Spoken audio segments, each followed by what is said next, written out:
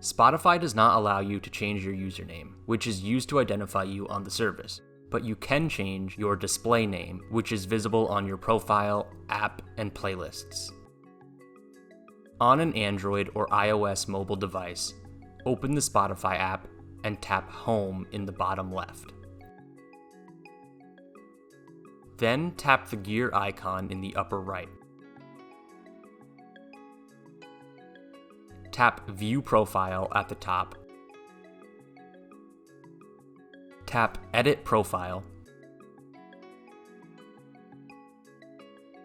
Tap the field that shows your current display name, and then type in what you want your new display name to be. Click Save in the upper right-hand corner.